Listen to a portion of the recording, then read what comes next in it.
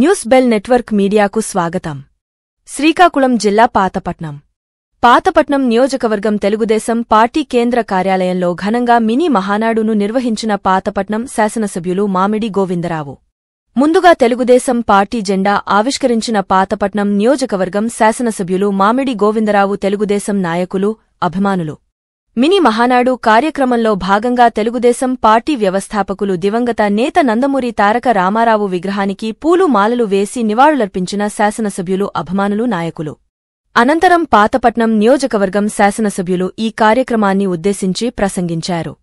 తరువాత 5 మండలాల మండల నాయకులు ఈ కార్యక్రమాన్ని నిర్దేశించి మాట్లాడడం జరిగింది.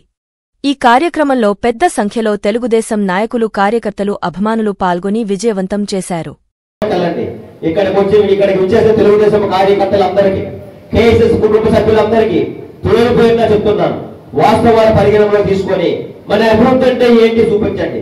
10 నెలల్లోనే 600 కోట్లు మనం తెచ్చిపెట్టామనంటే చాలా స్కూల్స్ వచ్చాయి. ఇప్పుడు చాలా స్కూల్ వచ్చాయి, చాలా బాగున్న స్కూల్స్ చేంజ్ అవుతున్నాయి. మేము లోకేష్ గారికి సార్ ఒకటే అన్నాం, పేదవాడికి కార్పొరేటివ్ విద్యని అందించడంలో పేదవాళ్ళు రీచ్ అవ్వలేకపోతున్నారు. చాలా మంది రిక్షా కార్మికులు, చాలా మంది కూలి చేసుకున్న వాళ్ళ కార్మికులు ఇబ్బంది పడుతున్నారు. ఆ విద్యము ధనవంతుడికి అందుతుంది, పేదవాడికి అందడం లేదు అని చెప్తే ఆయన ఇప్పుడే మోడల్స్ స్కూల్ అని చాలా స్కూల్ మోడల్ స్కూల్ గా మార్చారు. అదే కాదు, నిర్మాణంలో ఏం మార్చారా, కోలాడ యూపీ స్కూల్ ని హై స్కూల్ గా మార్చారు. నా స్కూల్ కూడా మోడల్ స్కూల్ గా మార్చారు. కొత్తూరు కూడా మార్చారు.